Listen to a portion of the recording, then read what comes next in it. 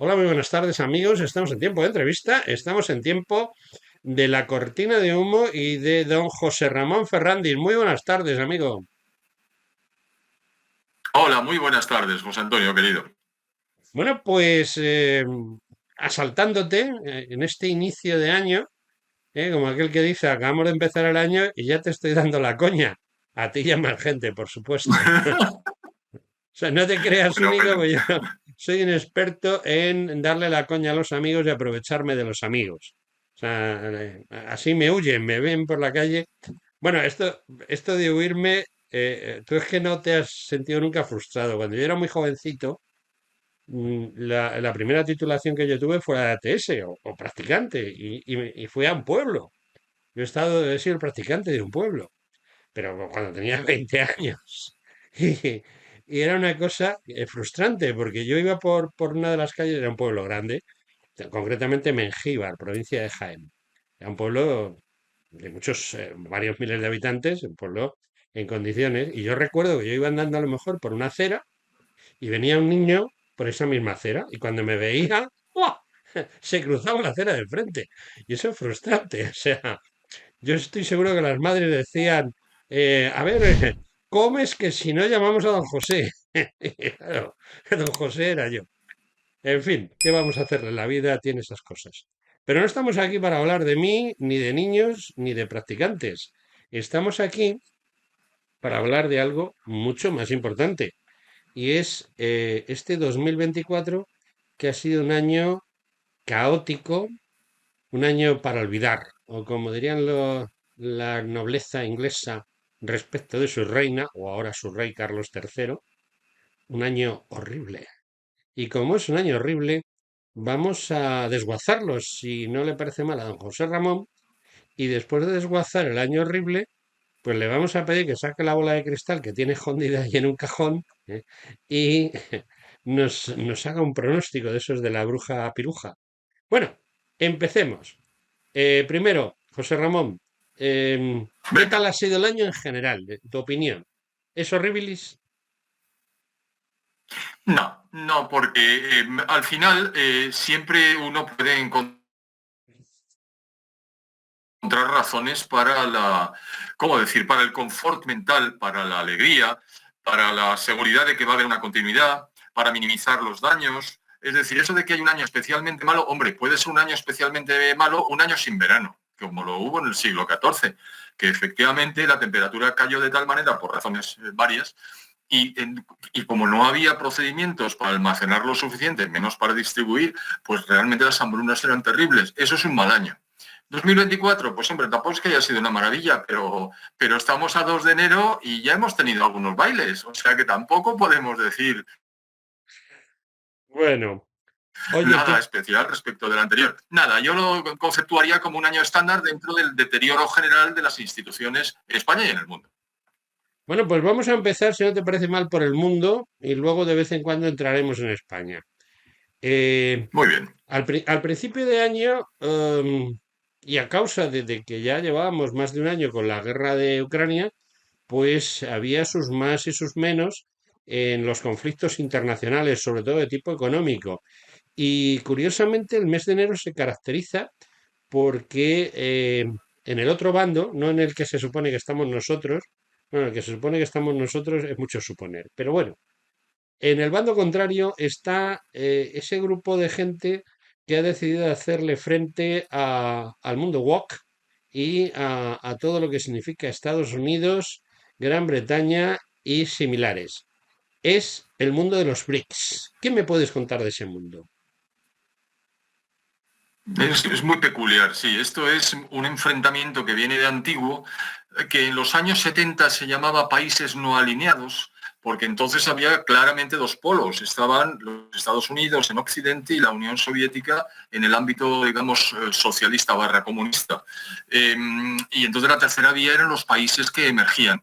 Bueno, han pasado muchos años, han pasado más de 50, y ahora aquellos países que emergían han emergido.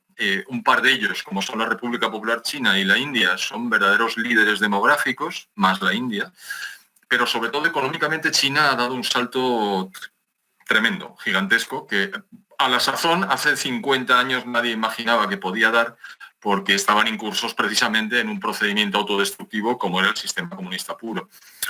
Ahora es mixto, han tomado lo mejor de la economía de mercado, pero utilizan las trampas, las argucias y las miserias habituales de los regímenes comunistas, y entonces se han encaramado al segundo puesto en términos agregados de Producto Interior Bruto, de la mano de sus 1.220 millones de habitantes, claro.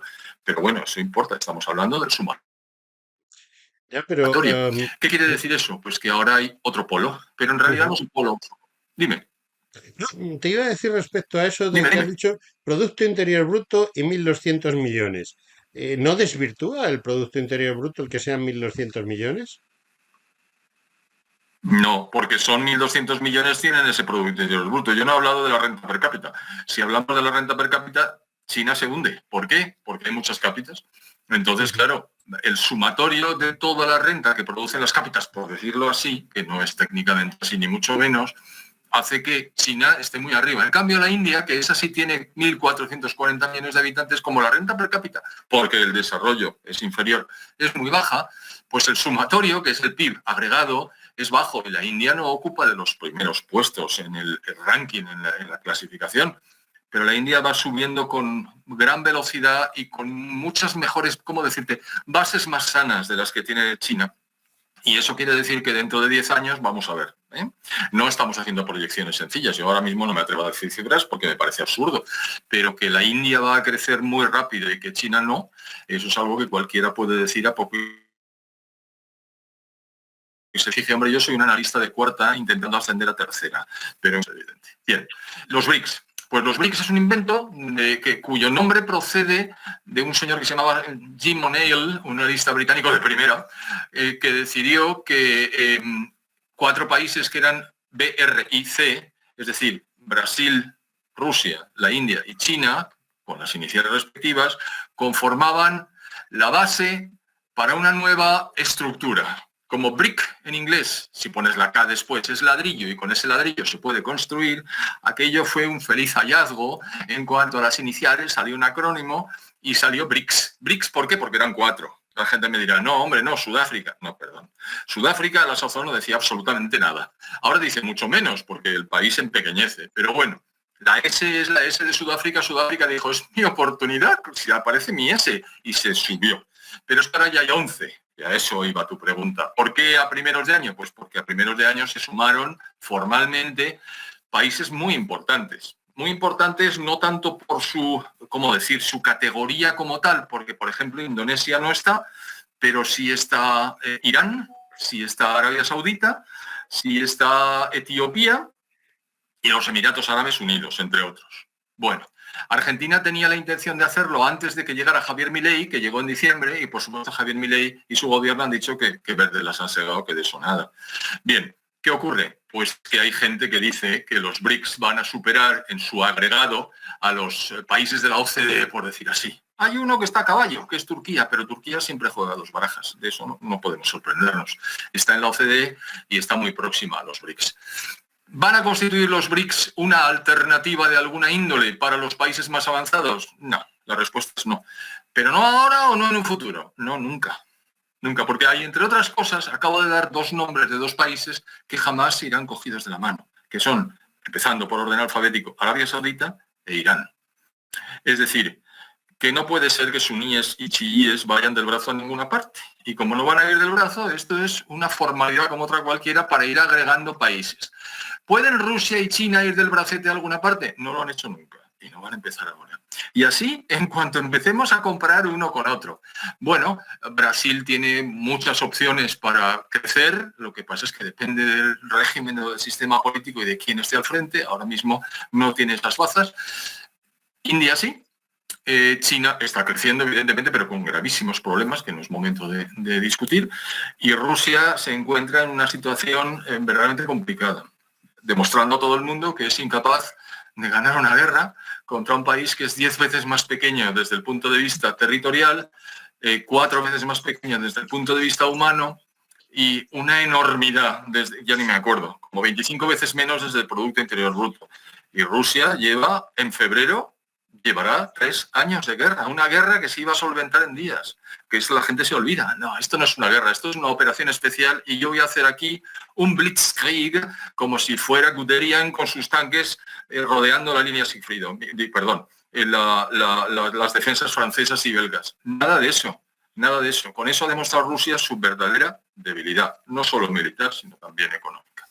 Dicho esto, este agregado llamado BRICS tiene algunas posibilidades. Pues mira, las tiene en la medida que Occidente se suicide, que es el camino que ha elegido el Partido Demócrata Americano y la Unión Europea bajo von der Leyen. Pero en cuanto cambien esas tornas, que el día 20 de enero parece que van a cambiar, pues yo no las tengo todas conmigo, y después en la Unión Europea la situación es bastante complicada, eso no va a pasar y Occidente seguirá teniendo la prioridad y el predominio. Así es que lo de los BRICS, menos lobos.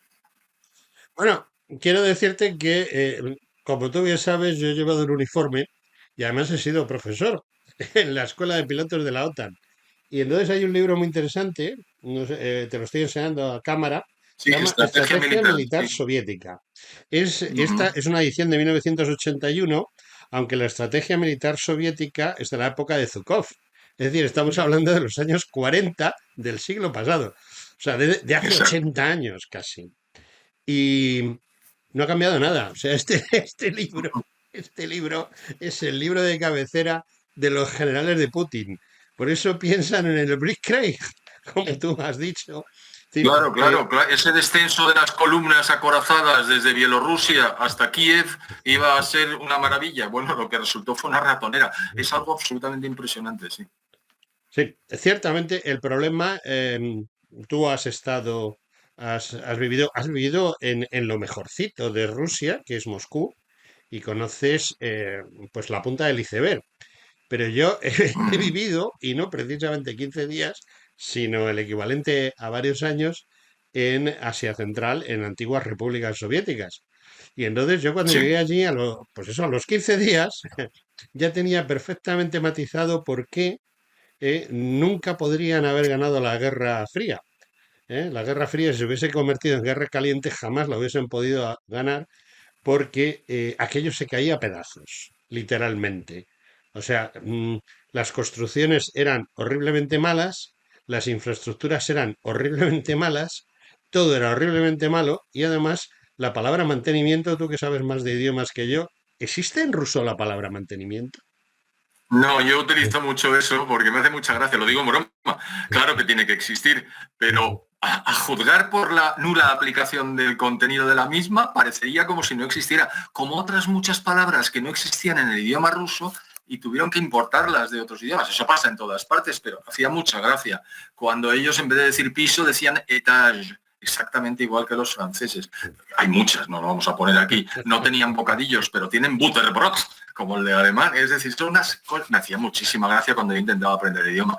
Entonces, ¿qué ocurre? Bueno, que era un país muy atrasado hasta que Pedro I, en 1700 aproximadamente, piensa que San Petersburgo se fundó en 1703, decidió que había que modernizar el país, pero por la vía de la occidentalización. Y eso pone de relieve que están en un escalón por debajo. Siempre han estado 1 o 2 o 3 escalones por debajo. Es un gran país, yo tengo un enorme aprecio, hay un capital humano de primerísima línea, tienen una historia de cultura en general, pero vamos, de arte, de pintura, de ballet, de ajedrez, si te empeñas, de ciencias, tiene unas cabezas pensantes maravillosas, pero chico, a la hora de engarzar todos los componentes necesarios para arbitrar el desarrollo, pues que no, que viven muy atrás. Y aunque parecía cuando cayó la Unión Soviética que con Yeltsin la situación iba a revertirse, pues cuando Yeltsin cedió el paso por razones de salud a Putin, Putin tras un breve periodo inicial cayó en los mismos problemas en que cayeron los soviéticos y está guiando su gigantesco gran país a caminos que yo entiendo que no le benefician. Bueno, vamos a dejar de hablar de los BRICS, pero antes de eso, un inciso. Te ha quedado muy bien eso de definir el problema de Yeltsin como un problema de salud. cuando en realidad es un problema de la tasca de la esquina. Pero bueno, vayamos adelante con Hombre, el tema. tú sabes que la ingesta no, era muy bruto. Yeltsin, Boris Yeltsin era, tenías que oír esa voz. Yo estuve allí coincidí con él, estuve en algunas reuniones, en grandes visitas de los reyes en el Kremlin con aquellas arañas de cristal gigantescas que había que presentar y saludar y atravesar 40 metros de alfombra de 10 centímetros de grueso que decías, me voy a matar y voy a hacer el ridículo, pero al final no. Y cuando escuchabas la voz de Boris Yeltsin, era fantástica, una voz de bajo, magnífica, con una sonrisa encantadora, pero era muy bruto desde joven. Tan es así que jugando a balón volea con 20 y pocos años tuvo su primer infarto. Y claro, pues no es que estuviera, era muy grande él, luego ya fue reduciéndose, claro. Pero era muy brutote. Y eso sí, bebía mucho más de la cuenta, pero no solo Yeltsin, en general. ¿Qué ocurre? Que cuando tú bebes mucho más de la cuenta, acabas teniendo problemas de toda índole, no solo en el hígado, no solo en los riñones, no solo en la vejiga, sino en el corazón. Y lo tenía Y en muy el dañado. cerebro. Tan es así, y ya he repetido de tan es así varias veces, que estando yo allí le intervinieron para hacerle múltiples bypasses, porque si no se hubiera quedado. Y vino un norteamericano a operarle, por cierto. Cierto. Bueno, oye, vamos a pasar al mes de febrero de este 2024. Yo 24. creo que en el mes de febrero, que además es el más cortito del año, aunque este año haya sido más largo que otros años, pero el mes de febrero, eh, yo la verdad es cuando llegué a una conclusión, y es que nos la habían colado, nos habían metido otro Pablo VI, pero con mucha retranca. ¿El proceso que está siguiendo la Iglesia, tú lo ves normal? Es un proceso de descomposición que a mi juicio, vamos a ver, todo el mundo dice lo mismo, todos los analistas de la Iglesia, de la evolución de la Iglesia, hablan del Concilio Vaticano II como punto en el cual se cambió el paso y se empezó el aggiornamento. ¿Qué es eso? Pues lo de que la Iglesia se tenía que poner al día. La Iglesia es eterna y no se tiene que poner al día. Y el hecho de querer ponerse al día lo que ha generado es una descomposición interna acelerada. No creo yo que empezara con el Concilio Vaticano II, sino más bien con la encíclica Rerum Novarum de León XIII. Pero eso ya es hilar muy fino y no es el momento ni el lugar. ¿Qué pasa? Pues que el último papa es un hombre de una raigambre, ¿cómo decir?, filosocialista muy acendrada. Es un hombre que se educó en una Argentina en la que el peronismo hacía y deshacía. Y él entendió que eso era el procedimiento básico para que todo el mundo se comportara de manera análoga. Es una persona... El otro día escuché unas palabras grabadas de Dalmacio Negro, ese magnífico gran filósofo de la filosofía política española, quizá el mejor filósofo por supuesto, del filósofo político del siglo XXI en España, a no dudar, un tipo extraordinario. Y el hombre, con palabras muy sencillas, venía a decir que lo que él opinaba del Papa actual era que probablemente había sido un magnífico párroco que había caído en la ley de Peters, es decir, que había llegado a su nivel de incompetencia. Y me pareció una definición muy ajustada. Es decir, el Papa probablemente en la corta distancia debe de ser un hombre muy, muy bueno. Pero cuando tienes que regir los destinos de la institución más antigua del mundo, cuya influencia era absolutamente decisiva en la muerte de Juan Pablo II y de Benedicto XVI, pues probablemente va a dilapidar la importancia que tiene la Iglesia para asumirla en un caos y en un mar de dudas. Y en eso estamos. De manera que sí, no sé cómo lo recordarán los historiadores, porque no sé quién hará la historia. Ya sabes que la historia depende de quién la haga, pues subraya unas cosas y oculta otras. Pero en mi opinión como católico, eh, Francisco no ha contribuido a que la Iglesia mejore, sino a que empeore, por decirlo en pocas palabras. Bueno, creo que lo has dicho en pocas, pero acertadas. Y saltamos al mes en el cual yo nací, que es el de San José, y que es un gran mes en el que suelen pasar muchas cosas, sobre todo los idus de marzo famosos de nuestro Así es. querido, de nuestro querido primer tipo que intentó ser emperador de Roma o rey de Roma. Nunca lo tenemos muy claro, aunque ya había habido 7 reyes antes. Es que me gusta contradecir a la película, a la famosa película que dice que Roma empezó como una república. No tienen ni idea lo que tú decías de la No, historia. pero bueno, hablas de Julio César para que la gente que no lo haya pillado lo sepa. Sí, exactamente. Estamos hablando de Cayo, porque su nombre era Cayo. Julio y César son esos nombres familiares que terminan de definir al individuo.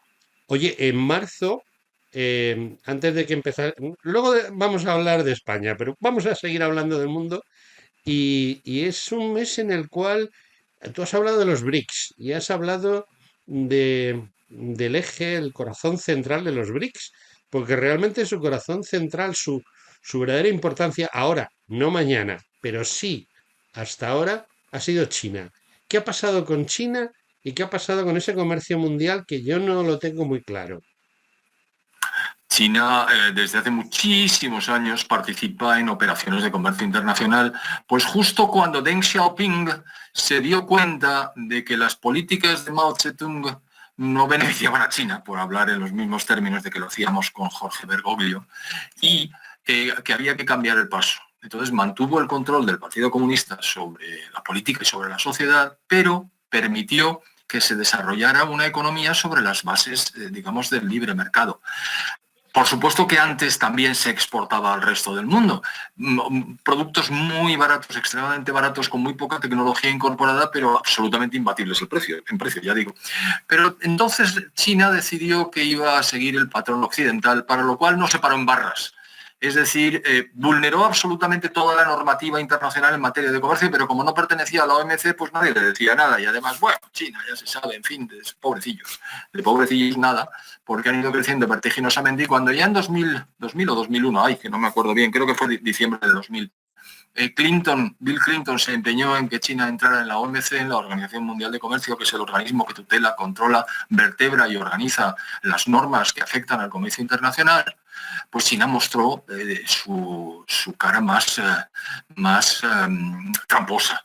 Es decir, ha vulnerado toda la normativa de manera sistemática sin que nadie le diga prácticamente nada. Es decir, China tiene libertad de acción en prácticamente cada ámbito, sobre todo en la propiedad intelectual, en el control de las importaciones, en la manipulación de los tipos de cambio, en fin, lo que sea, con tal de ganar cuota en el comercio internacional. Y vaya si la ha ganado, porque es el primer exportador del mundo de bienes, no de servicios, de bienes, pero bienes de todo orden.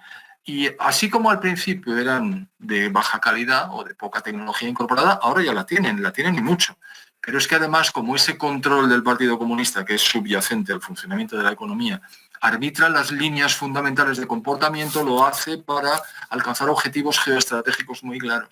De manera que la República Popular China se ha aupado al segundo lugar del mundo en términos de PIB agregado y creciendo, pero no creciendo muy deprisa, francamente, porque tiene gravísimos problemas internos que difícilmente va a conseguir superar.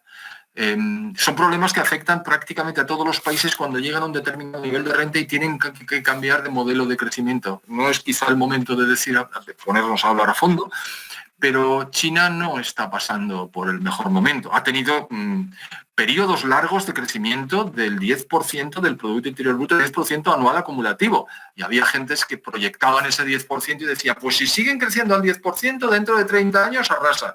Hombre, no, esas proyecciones son muy complicadas. Tú puedes decir, hombre, 2, 3 años pueden, pero el resto tienen que cambiar las circunstancias mucho.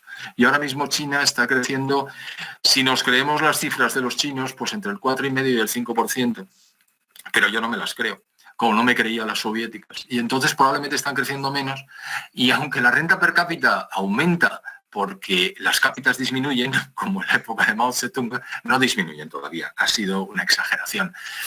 China hace mucho tiempo que ha dejado de crecer en términos demográficos. Lo que pasa es que la acumulación de seres chinos vivos todavía hace que el número de habitantes sea más alto, pero va a alcanzar el pic, el límite, la cumbre de su número de habitantes en menos de 10 años. Y entonces va a caer, pero muy rápido además, porque eso, la demografía no tiene misterios. Entonces, por eso va a crecer la renta per cápita, entre otras cosas, porque habrá menos cápitas. Pero dicho esto, China ahora mismo no tiene salud económica ni financiera suficiente como para tirar de carro alguno. Y eso se ha puesto de manifiesto. Como además se han embarcado en una serie de operaciones internacionales de una envergadura tremenda, no solo adquiriendo medios de producción en el exterior, sino puertos, aeropuertos, creando líneas de ferrocarril, financiándolas. Ahora se están encontrando, por ejemplo, con que ya les deben los países más pobres, que están en una situación muy incómoda, les deben enormes cantidades de dinero del orden de los centenares de miles de millones de dólares. Y difícilmente se lo van a pagar en tiempo y forma. Y claro, China, pues esto no es como la diplomacia de las camioneras, que en el siglo XIX, ¿cómo que no me pagas? Te bombardeo el puerto. No, macho, esto ya no se estila.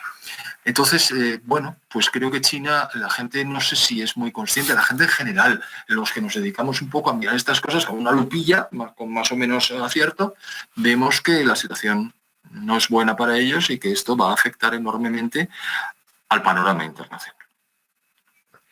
Bueno, querido José Ramón, el día 1 de abril, eh, desarmado, vencido, el ejército rojo había perdido la guerra.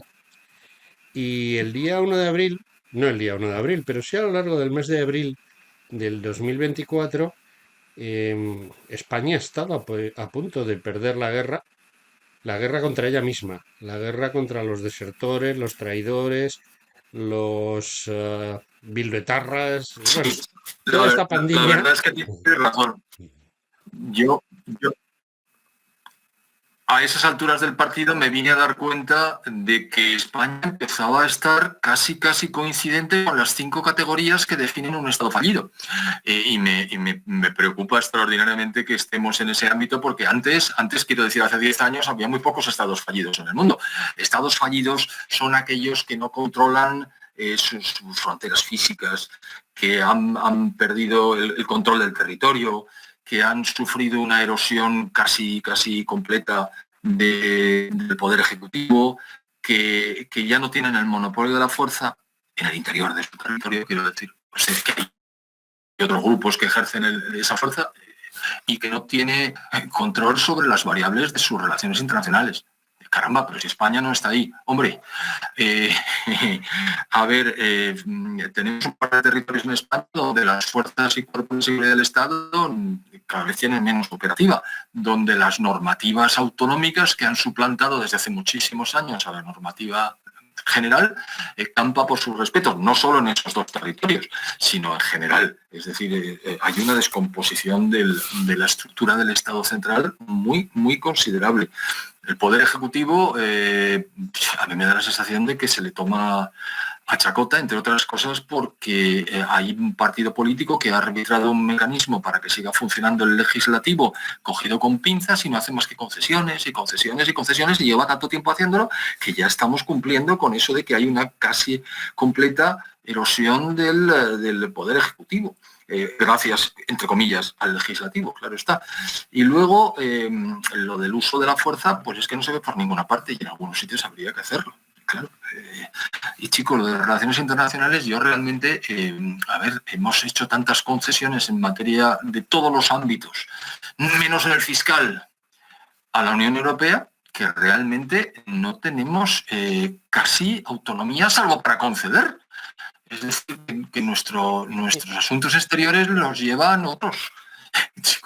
Y ese es el sumatorio de 5 componentes que dice, este es un Estado fallido. Hombre, no lo somos por completo, pero verdaderamente nos acercamos peligrosamente. Y yo me di cuenta en ese mes de que nos estábamos acercando peligrosamente y no veo que se esté revirtiendo la situación, sino más bien me da la sensación de que ahondamos en el hoyo en el que estamos. Y chico, esto no me gusta, es que yo soy español. Lo entiendo perfectamente. Oye, lo que pasa es que nuestro enemigo ancestral, la pérfida Albión, más conocida por Reino Unido de la Gran Bretaña, yo creo que al mes siguiente, en el mayo florido y hermoso, tampoco andaba para muchas historias, ¿no? No, es que es terrible. Sabes que ha habido unas elecciones hace no mucho tiempo. Bueno, el Partido Conservador, que estuvo en el poder durante bastantes años, fue relevando a sus líderes políticos para encontrar siempre uno peor que el anterior. Y ya al final, con Rishi Sunak, que él personalmente no era lo peorcito, pero es que el partido ya estaba en una deriva terrible, en las elecciones el Partido Laborista arrasó literalmente. Pero es curiosísimo, en un plazo de menos de 100 días, menos de 3 meses, el líder laborista Keir Starmer ha hundido su reputación hasta límites que no existe parangón en toda la historia del Reino Unido. Es decir, lo está haciendo tan mal, el partido y él lo están haciendo tan mal, que lo que están consiguiendo es que la gente que todavía se acuerda de que el Partido Conservador tampoco arbitraba soluciones, está habilitando la aparición de un tercer partido que es reformista, Reform, que está subiendo como la espuma de la mano de personas que han tenido una participación peculiar en el Brexit y que no parecían muy fiables, pero chico, la gente les está dando su confianza. ¿Y por qué se la está dando? Porque la política energética que arbitra o que aplica el Partido Laborista, es decir, el Partido Socialista, es tan criminal y tan suicida que la gente ha dicho, oye, macho, entre la inmigración ilegal salvaje, los precios de la energía, el cierre de las plantas como consecuencia de los precios de la energía y las perspectivas económicas absolutamente oscuras que tenemos por delante, yo voto al que haga falta. Y en el ínterin, de momento, el Reino Unido se descompone vertiginosamente. Claro, en la Unión Europea están muertos de la risa diciendo, ¿veis lo que os ha pasado por saliros? Como si la Unión Europea estuviera funcionando como un reloj. ¡Qué desgracia! Los unos y los otros. Pero en fin, la Unión Europea son 27 y quieras que no, todavía les va a costar un poquito más hundirse. Pero nos vamos a hundir con todo el equipo porque no queda otra. Y no queda otra no tanto por lo que dijo Draghi en su momento, este informe lo hago porque me lo han pedido, porque aquí el problema es de sobreregulación. Sí, hay un problema terrible de sobreregulación, pero el problema es de política económica y sobre todo de la política energética que sigue la Unión Europea y en concreto Alemania y en concreto el Reino Unido de la Gran Bretaña, que son absolutamente suicidas. Lo que no acabo de entender es cómo es posible que los líderes que seguramente hacen sondeos de toda índole, no ya en el cuerpo electoral, sino entre los economistas más reputados, diciendo, oye, ¿a dónde vamos? No me puedo creer que no les digan al hoyo. Y el Reino Unido está en el hoyo. Es decir, está decreciendo. Es una cosa terrorífica. No, pero puede ser que los líderes estén más pensando en sus intereses, y estamos hablando de Gran Bretaña, algo inconcebible hace años, que los líderes ingleses, igual que los líderes alemanes, estén más pensando en su cuenta en las Islas Vírgenes o en Panamá que en los intereses propios de su propio Reino Unido, tan importante el reino de su graciosa majestad. Sí, estoy convencido. No hay otra explicación. Es decir, ¿cómo pueden tener la poca capacidad y el escasísimo acierto que están poniendo de relieve en materias gravísimas que comprometen e hipotecan el funcionamiento del país? Bueno, pues porque el país y sus habitantes no les importan, se importan ellos. Es decir, ellos, su familia y el partido. Y lo demás les da igual. Entonces, mientras ellos sepan que van a continuar en una situación de capacidad de gasto, aunque sea en las Islas Vírgenes o donde tú digas, pero más allá de que su país se hunda o no se hunda, realmente les importa un bledo si se hunde o no se hunde. ¿Por qué lo digo con esa rotundidad? Porque los países están hundiendo y se van a hundir más y ellos siguen ternes, insisten en unas políticas que no pueden abocar más que a la autodestrucción. Chico, pues por verde, ¿cómo era? Blanco y en botella o verde y con esas. No queda otra explicación. Están buscando una solución a largo plazo para sus intereses, digamos, de clan. Pero el país, que le vayan dando. Quizás sea la Agenda 2030 uno de los motivos. Sin duda el control internacional o multilateral de que propugna Naciones Unidas. La Agenda 2030 no es más que la última añagaza que han puesto por delante y hay gente que se la ha tragado diciendo que esto es el Evangelio. La Agenda 2030 es un breviario intervencionista socializante, por decirlo en pocas palabras. De hecho, en el mes de marzo espero que salga el libro que otro amigo y yo, o sea, yo soy mi primer amigo, otro amigo y yo, hemos elaborado analizando en profundidad los 17 objetivos y las 169 metas. Y esto es una filfa de una envergadura que es tramposa. Es decir, lo que pretenden es quitar la soberanía, básicamente, quitar la soberanía a los estados para tomar las Naciones Unidas y además que les financien larguísimamente, pero claro, como le financiamos nosotros a través de los impuestos, ahí no podemos decir nada. ¿Quién hace posible eso? Las élites políticas. Por lo tanto, las élites políticas, y vinculándolo con el Reino Unido de la Gran Bretaña y lo que pasa en Alemania, están mucho más interesadas en buscarse una solución a medio y largo, amparadas en Naciones Unidas, que en que sus países funcionen mejor de lo que lo están haciendo. Es decir, es muy difícil pensar que haya una intención recta en el funcionamiento del Ejecutivo del Reino Unido. Es retorcida. Y entonces hay que tener en cuenta que la Agenda 2030, que son los Objetivos de Desarrollo Sostenible, van del 2015 al 2030, pero del 2000 al 2015 Naciones Unidas había sacado los Objetivos de Desarrollo del Milenio, que también eran objetivos intervencionistas, socializantes, y que fue el ridículo más espantoso porque consiguieron bajísimas tasas de aceptación, de logro en los objetivos previstos, que no eran más que 8 objetivos y 17 metas. Como les ha parecido poco, ahora son 17 objetivos y 169 metas. Es igual, no van a conseguir prácticamente nada más que intervenir los países a través del funcionamiento de esas élites. O sea que sí, la respuesta es sí, tienes razón, es la Agenda 2030. Bueno, nos vamos acercando nos quedan 10 minutos de esta primera parte y en estos 10 minutos te voy a meter en un brete, porque el primer semestre del año 2024 ha sido un semestre negativo, no, lo siguiente. En el mes de junio es cuando empezamos a enterarnos de cosas como todo el tema de la señora Begoña, del hermanísimo y tal, aunque esto ya venía de antes, en marzo, en abril, ya se estaba moviendo ese asunto y ya se habían iniciado las acciones judiciales correspondientes, pero es quizá ya cuando, un poco antes del verano, cuando empezamos a enterarnos del tema Coldo, del tema Aldama, del tema, el tema y el tema y el tema. Y de repente, pues aparece un tema completamente diferente y es que el señor este que vive en Waterloo, pues claro, echa de menos el salir los domingos a dar un paseíto por su Gerona natal y el tomarse pues unas cañitas o lo que él se tome con ellos y esas cosas, ¿no? Entonces el pastelero loco que dicen de Gerona es presidente de la República Catalana durante segundos, porque fue presidente de la República Catalana unos segundos nada más, ¿no? O unos minutos. Bueno, pues este fulano, em, yo no sé cómo lo hace. Bueno, sí, cómo lo hace. Tiene 7 votos, Hombre, me claro que parece lo sabes. Claro que lo sabes. claro que lo sé, tiene siete Claro que lo votos sabes. y el otro Claro. es capaz de cualquier cosa porque tiene un futuro muy negro. O sea, futuro no hay nada más que ver lo que ha pasado estos últimos días cuando ha ido a esquiar a Cerler, que al final ha tenido que dejar de subir a las pistas porque el abucheo generalizado, los insultos e incluso no han llegado las agresiones, pero no le ha faltado mucho, según yo entiendo y conozco. Y bueno, pues en junio lo que pasó es que el pastelero loco le apretó las clavijas hasta tal punto que nos metimos en un cenagal que se llama Ley de Amnistía. ¿Cómo lo ves tú eso? Bueno, eso es directamente la voladura de lo que quedaba de la Constitución española en cuanto a su aplicación.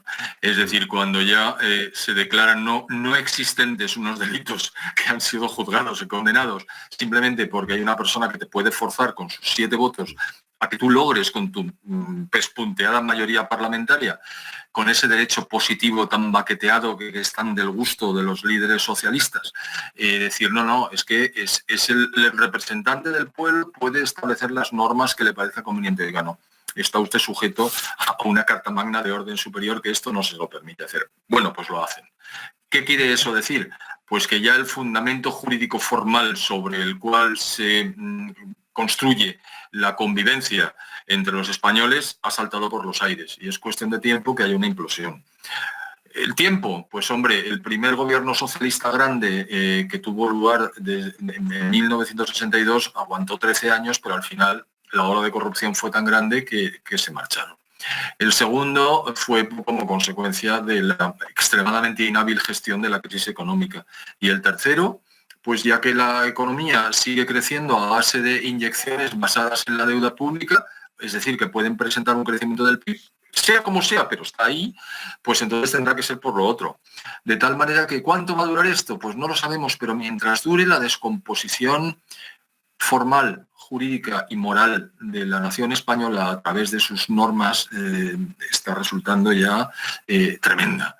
Con lo cual, eso repercute en el día a día. A lo mejor alguien no sabe, ¿para qué tendrá que ver la Constitución? Si la Constitución es la que es y tiene los defectos de fábrica, pecado original, no sé cuántos, tal, sí, pero se ha ido descomponiendo poco a poco y ahora mismo realmente No podemos pensar en un cambio constitucional porque no se pueden arbitrar las mayorías necesarias en el Congreso, pero que se aplica lo que quiere el gobierno con decretos ley y con leyes ómnibus. Eso se lo inventaron los americanos. En una ley que tiene un fundamento de unas características, van metiendo otros elementos que permiten modificar el patrón de comportamiento en otras áreas. Terrorífico.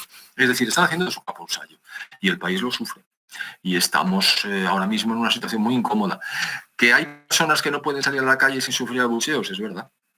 Es verdad, no toda la población está abucheándoles, ¿no? Pero una gran parte sí. ¿Y eso por qué será? Pues no lo sé. Yo tengo aquí en la mano un ejemplar de la Constitución española y, bueno, ¿qué hago con él? ¿Lo puedo directamente meter con los libros viejos que ya no sirven o tiene salvación? Yo tenía una constitución soviética de la época de Leonidas Brezhnev, anterior a mi primera llegada, que fue en 1984, y era preciosa. El libro como tal era un librín. Y el contenido, porque por supuesto nada se aplicaba, pero la Constitución como tal era muy chuli. Y ahí la tenía guardada hasta que un día me di cuenta de que los ratones la habían roído y dije, vaya por Dios, con la historia y los ratones.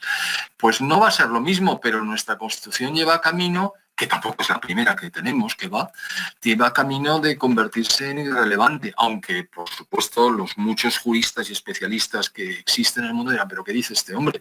La Constitución sigue vigente y sigue rigiendo los destinos de la patria. Ya. Bueno, te pido un inciso y en ese inciso te pido que me digas o me des tu opinión de esos 6 primeros meses en su conjunto. ¿Qué es lo que ha pasado en el mundo? ¿Qué es lo que ha pasado en España? Y si se veía venir lo que ahora vamos a desglosar después.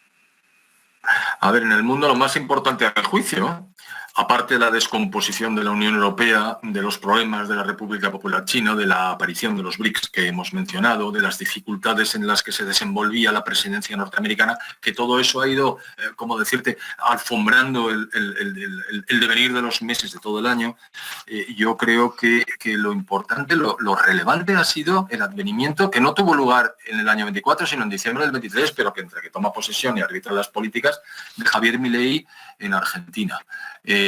Porque estamos hablando de un genuino outsider. Es decir, a lo mejor hay gente que dice, este es un populista, y luego la gente no se pone muy de acuerdo en definir lo que es populismo.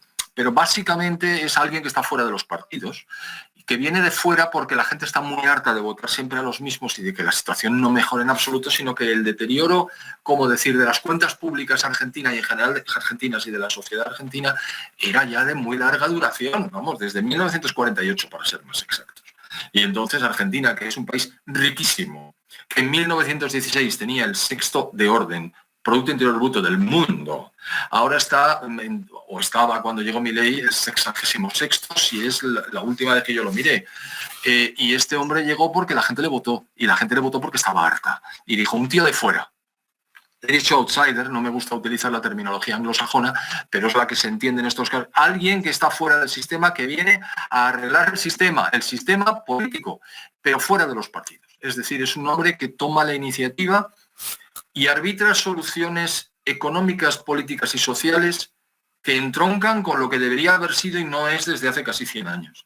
Claro, la revolución ha sido tremenda y, por supuesto, es una cura de caballo. Es decir, si tú de repente quieres que la inflación remita, cuando la inflación integra la osamenta del sistema, pues claro que tienes que reducir la masa monetaria vertiginosamente. ¿Y eso cómo se hace? Retirando dinero. Pero entonces, si tú retiras dinero, mucha gente ya deja de percibir no solo las transferencias directas, sino que ve incluso que sus salarios decaen y que hay un momento en el decir, bueno, tengo vértigo, ¿qué va a pasar con esto? Bueno, la teoría es muy clara al respecto. Lo que hay que tener es el cuajo de aguantar el tiempo necesario para que los resultados prácticos acompañen a lo que la teoría dice que va a ocurrir. Y ya está ocurriendo. Es decir, Argentina está saliendo del hoyo, que ya hemos mencionado antes, para España y para el Reino Unido, a una velocidad de vértigo gracias a que las políticas se están aplicando sin dilación y sin dudas. Es decir, aquí no se hacen excepciones. Y hay una persona detrás, que es Javier Milei. Es decir, es un hombre que ha arbitrado políticas ortodoxas en extremo a la hora de hacer funcionar el presupuesto público, por decirlo así. Y eso está generando una situación absolutamente novedosa que hace que el inversor extranjero, por fin, esté pensando en Argentina como un sitio en el que sí realmente puede arriesgar tus capitales. Esa es la clave de bóveda de todo. Si en el mundo se cree que Argentina puede salir, Argentina saldrá. Si en el mundo se abandona Argentina, Argentina no saldrá. Va a salir porque el mundo confía en Argentina. Y esa es una persona detrás. Es impresionante. Yo tendría durante toda mi vida, y ya es larga, a pensar que no, que las personas en sí mismas no podían dar grandes cambios y que tenían que ser las instituciones, las estructuras, los partidos, las sociedades, las asociaciones, el conjunto. No. Aquí tengo que rendir pleitesía a mi profesor de historia de primero de carrera, con el que tuve grandes discusiones, porque él mantenía la postura que yo mantengo ahora. Él tenía razón y yo estaba equivocado. Él ha muerto, pero reconozco que tenía razón, que sabía mucho más, y yo era un imbécil recién llegado a primero de carrera, ya me contarás, con mis 4 ideicas. Y te das cuenta de que hay gente de primerísima calidad, de primerísima línea, que es capaz de revertir situaciones. Hay otro que a lo mejor le dejan tomar posesión el día 20 de enero, pero ya lo haremos. Bueno, a lo mejor llega vivo al 20 de enero, porque el gran problema es que el señor Donald, del cual vamos a hablar ahora después, cuando lleguemos casi a final, ¿no? Pero el señor Donald, el problema que tiene es que tiene enemigos a izquierdas y derechas, arriba y abajo, capitalistas y no capitalistas, todo. O sea, está rodeado de un equipo muy bueno, por ejemplo, Elon Musk o Robert Kennedy o cualquiera de los otros que están a su alrededor son figuras de primera línea. Pero el problema está en que las soluciones que Donald Trump da no son a gusto de los que están mandando ahora mismo. Y a gusto de los que estaban mandando ahora mismo, en julio también vimos el resultado de lo que estaba pasando en otros países, como por ejemplo El Salvador. No sé yo que no es un problema económico realmente el del Salvador, aunque No. todo al final es economía, sino era más bien un problema ya de Estado fallido, como tú bien has dicho, y sobre todo de seguridad pública. Es decir, si no hay seguridad, el principal elemento de un Estado es la seguridad para sus ciudadanos. Y hay más Mileis, ¿no? Porque el presidente de El Salvador creo que ha demostrado que se pueden tomar medidas drásticas y obtener soluciones, ¿no? Sí, él se enfrentó, el más joven que Milei, considerablemente más joven, un tipo que no tenía, no sé si era un outsider, no conozco sus antecedentes, no sé si venía de fuera del sistema, pero en cualquier caso arbitró soluciones drásticas para resolver un problema de seguridad que a la gente le estaba generando enormes dificultades para la supervivencia, física incluso. Y eso lo que a su vez generaba era que muchos de los más emprendedores se fueran a otros países, tirando hacia el norte, al objeto de poder generar la riqueza que en su país no podían. Yo cuando estuve en Estados Unidos había un dicho que decía los salvadoreños, que son muy emprendedores, se van a Puerto Rico, los puertorriqueños se van a Nueva York. Bueno, y al final ya todos iban a Estados Unidos. ¿Por qué? Pues porque allí siempre hay más posibilidades, que duda cabe. No, él ha dicho, no, esto lo arreglo yo. ¿Cuál? A que el Poder Ejecutivo, uno de los elementos, que ya no, el monopolio de la fuerza no lo tiene el Estado, a partir de ahora lo va a tener el Estado. Caramba, y lo está teniendo. Y nadie le da un duro por él. Pero lo mantuvo. Es decir, aquí lo que suele ocurrir es que o les convence, o cuando una persona viene con soluciones drásticas, le suelen convencer con bellas palabras diciéndole, hombre, quizás estás llevándolo un poco al límite, un poquito más de moderación, esto a lo mejor no deberías aplicar esta normativa con esta rigidez, busca excepciones, nada. Ni excepciones, ni blandura, ni contemporización. Y los resultados han venido vertiginosamente también. Es decir, ahora la gente está encantada, vamos, le votan a este hombre todo lo que haga falta y más, y la inversión extranjera llega, no solo la inversión nacional, sino la inversión extranjera para poder realizar los procesos de generación de riqueza que hacen que las sociedades sean mejores. Porque aquí todo consiste en última instancia en que cuanto más riqueza pueda repartirse la gente, mejor vivirá y más allá llegará la influencia de esos líderes políticos. Así es que Milei, por una parte, y Bukele, por otra, con la libertad que les confiere el hecho de no pertenecer a entidades supranacionales como la Unión Europea, porque aquí, si llegara un Milei o un Bukele, vamos, se le echaría encima a la Unión Europea como se echa encima de cualquiera que respire distinto No muy distinto, pero a poco que diga algo dirá, a este es un, y entonces le aplican la batería de adjetivos, empezando por populista, que ya te digo, nadie Y lo siguiendo define, por pero es fascista y todo fascista. este tipo de cosas, por supuesto. Sí, sí, eso ya va de suyo. Entonces, bueno, este hombre ha conseguido en El Salvador algo impensable. Y eso tiene consecuencias, porque hay otros que van a decir, anda, pero si esto funciona, vamos a verlo. Vamos a verlo. Oye, José Ramón Ferrandis, estamos a mitad del programa y nos vamos a enfrentar con una cosa muy curiosa. No sé por qué en Europa, siempre que pasa algo muy gordo, suele pasar en julio o en agosto. Y algo que pasó en julio y fue muy importante es que a Alemania se le cayó la careta, pero del todo. O sea, Absolutamente. el semáforo ese que estaba el azul, el verde y el rojo o el amarillo, todo junto, El pues amarillo, el verde y el rojo. es Sí, el el semáforo. gobierno semáforo realmente se ha hundido. O sea, no solo se hunden las expectativas de voto generales, federales, sino que Alemania es un estado federal, efectivamente, y tiene pequeños estados, bueno, pequeños y no tan pequeños estados que integran la totalidad. Y en las elecciones parciales que están teniendo lugar en los estados, sobre todo en los que pertenecen a lo que antiguamente era la República Democrática Alemana, es decir, la parte de Alemania que estuvo invadida por el Ejército Rojo durante 1945-1991. Esa fue la duración. Bien. Pues esas gentes votan mucho más a los partidos de derecha que en Alemania Occidental, por decir así, que es la antigua República Federal de Alemania, que es la parte occidental que estuvo invadida hasta muy avanzada la época, no 1991, pero bastante, por los ejércitos aliados menos el soviético, es decir, norteamericanos, británicos y franceses. Bueno, pues estos votan menos a la derecha, pero en la parte del este, el partido Alianza por Alemania está alcanzando, está incluso colocándose el primero en alguna elección, lo cual era impensable en algunas circunstancias. Y su jefa de filas, Alice Weidel, es la mejor considerada entre los líderes políticos de toda Alemania. Muy por encima de los líderes del partido del SPD, del CDU, por supuesto de los verdes y de los liberales que jamás han tenido mucho poder. Pero bueno, los liberales, que es uno de los colores del semáforo. ¿Esto qué quiere decir? Otra vez la política energética, es que es algo impresionante. Es decir, los planteamientos de la señora Merkel, que estuvo, yo creo que 14, 15 años, yo qué sé, al frente de los destinos de Alemania, en última instancia han resultado funestos. Recuerdo perfectamente un hecho, que yo creo que es capital. En el mes de marzo del año 2011 tuvo lugar el terremoto de Fukushima.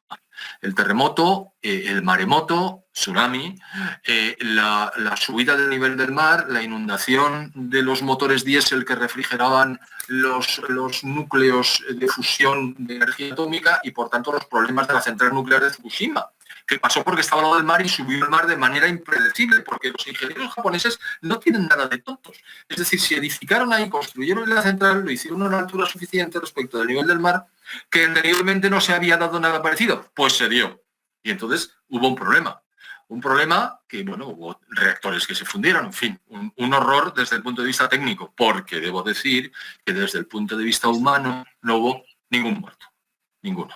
Bueno, pues Angela Merkel dijo, pues en el centro de Alemania, donde no vaya el agua, también vamos a cerrar las centrales nucleares, porque es una vieja afición de esta señora es de la CDU, pero nadie se crea que esta señora es de derechas, no, por Dios.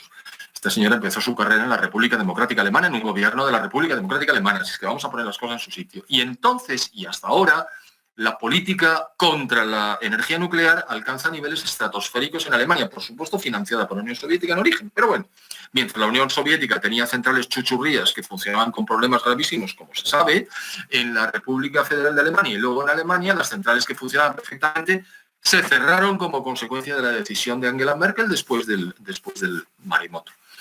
La conclusión es que ya se han cerrado por completo todas, lo han hecho de manera escalonada, y como tampoco quieren quemar carbón, pues ahora se han quedado con que tienen solamente lignito y gas natural. Por supuesto, energía solar y la eólica, pero claro, la energía solar al lado de Jutlandia es que el sol pega mal allí, pega poco.